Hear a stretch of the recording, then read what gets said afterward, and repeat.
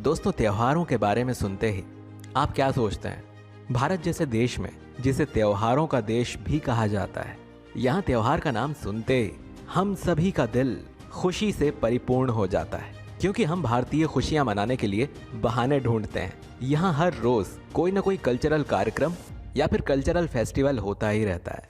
Holi, Eid, Diwali, Christmas, ये कुछ ऐसे त्योहार हैं जो पूरे भारत में खूब धूमधाम से मनाए जाते हैं। इन त्योहारों के बारे में तो हम सब जानते हैं, मगर दोस्तों, क्या आपने छठ महापर्व के बारे में सुना है? अगर आप नहीं जानते हैं तो कोई बात नहीं, आज के इस वीडियो में हम आपको छठ पर्व के बारे में सब कुछ बताएंगे, तो शुरू से आखिरी तक बने रहिएगा आप हमारे साथ इस वीडियो में। दोस्तों, छठ पर्व पूरे भारत में तो नहीं, मगर भारत के बिहार और झारखंड राज्य के लिए बहुत ही महत्व रखता है। यहाँ लगभग हर एक व्यक्ति के दिल में छठी मैया के लिए आस्था है। बिहार, झारखंड और पूर्वी उत्तर राज्य में हर साल लोग इस महापर्व की तैयारी खूब धूमधाम से करते हैं। यही वजह है कि छठ पर्व की महत्ता आज पूरे भारत में फैल चुकी है। चलिए अब शुरू करते हैं आज के इस वीडियो को। सबसे पहले जानते हैं कि छठ पर्व को कैसे मनाया जाता है, और उसके बाद हम जानेंगे कि इसे मनाए जाने के पीछे की वजह क्या है। दोस्तों, ये सब तो आप जानते ही हैं कि दिवाली अकेले नहीं बल्कि 5 दिवसीय त्योहारों के साथ आती है। मगर आज आप ये भी जान लीजिए कि ये त्योहार केवल 5 दिन तक सीमित नहीं रहता, बल्कि 5 दिन बाद छठ पर्व के साथ आगे बढ़ता है। दिवाली के 6 दिन बाद छठ पूजा होती है। छठ पर्व मुख्यतः 4 दिन का होता है, कार्तिक शुक्ल चतुर्थी से लेकर कार्तिक शुक्ल सप्तमी तक। छठ पर्व पर महिलाएं छठी मैया से संतान की प्राप्ति और संतान की लंबी उम्र के लिए प्रार्थना करती हैं, साथ ही व्रत रखती हैं। इन दिनों पूरे राज्य में रौनक लगी होती है। छठी मैया की श्रद्धा में बनाया हुआ एक गीत भी प्रस्तुत किया जाता है। छठी मैया का गीत अब पूरे भारत में प्रचलित हो चुका है। अगर आपने उस गाने को अब तक नहीं सुना है तो जरूर सुनिएगा। उसकी लिंक हम आपको डिस्क्रिप्शन में दे रहे हैं। सुनने के बाद आपका मन शांति से परिपूर्ण हो जाएगा और आपको बहुत सुकून मिलेगा। चलिए अब जानते हैं कि छठ पर्व कैसे मनाया जाता है। दोस्तों, जैसा कि हमने बताया कि छठ पर्व 4 दिन का होता है। सबसे पहले दिन को नहाए खाए कहते हैं। इस दिन घर की सफाई करके सभी लोग नहा धोकर तैयार हो जाते हैं। फिर जिन्हें व्रत करना होता है, खास करके महिलाएं, शाकाहारी पवित्र भोजन करके व्रत रखती हैं। उसके बाद घर के सभी लोग भोजन करते हैं। इस दिन घर में कद्दू और चने की दाल की सब्जी बनाई जाती है, जिसे सभी लोग चावल के साथ खाते हैं। दूसरे दिन को खरना कहा जाता है। इस दिन घर में खूब अच्छा प्रसाद बनाया जाता है। प्रसाद में गन्ने के रस से बने चावल की खीर, घी की रोटी और दूध के पिट्ठे बनाए जाते हैं, और आसपास के लोगों को प्रसाद के लिए आमंत्रण भी दिया जाता है। प्रसाद बनाने की विधि में पवित्रता का सबसे खास ध्यान दिया जाता है।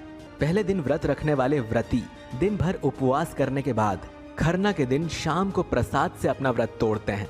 तीसरे दिन को संध्या अर्घ के रूप में मनाया जाता है। तीसरे दिन छठ पूजा की प्रसादी तैयार की जाती है। इसमें सबसे खास बात ये होती है कि जितना भी प्रसाद बनाया जाता है वो सारा कुछ घर के सदस्यों द्वारा तैयार किया जाता है। जो लोग व्रत रखते हैं वो भी छठ पूजा के दिन प्रसाद अपने हाथों से तैयार करते हैं। प्रसाद के लिए गुड़ से ठेकुआ बनाए जाते हैं। यही ठेकुआ पूरे भारत में बहुत प्रचलित भी है। ठेकुआ के साथ साथ चावल के आटे से कसाद बनाते हैं।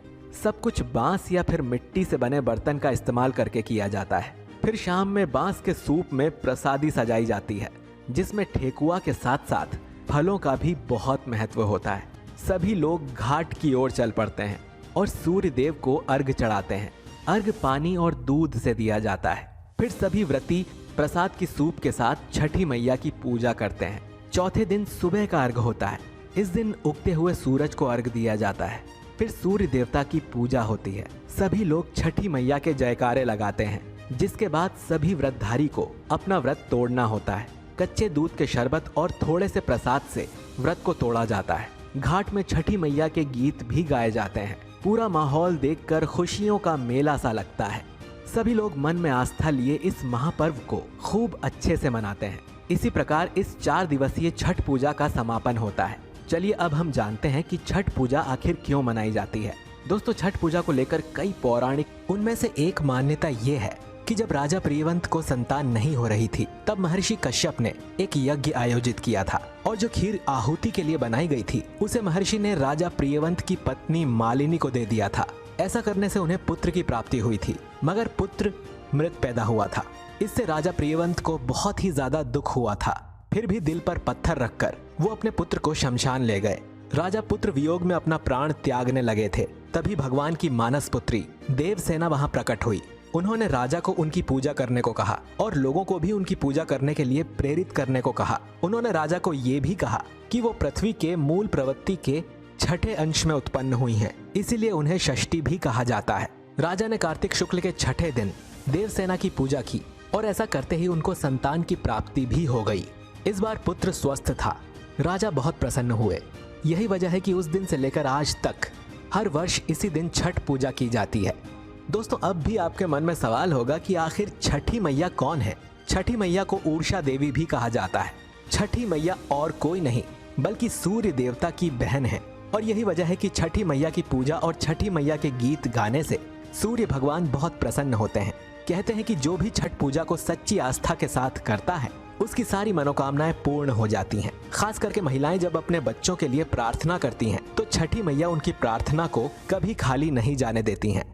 तो दोस्तों, अब आप सबको छठ पूजा के बारे में सब कुछ पता चल चुका है। आशा करते हैं कि आप सभी के ऊपर छठी माता की कृपा बनी रहे। अगर आपको हमारा वीडियो पसंद आया है तो इसे लाइक और शेयर जरूर कीजिए और अगर आपने हमारे चैनल को सब्सक्राइब नहीं किया है तो जल्दी से सब्सक्राइब करके बेल आइकन जरूर दबाइए ताकि आपको हमारा कोई भी वीडियो मिल जाए तुरंत जैसे ही हम वीडियो अपलोड करते हैं। तो चलिए दोस्तों, अब वीडियो को खत्म करने से पहले हम सब एक साथ कहते हैं, छठी मैया की जय।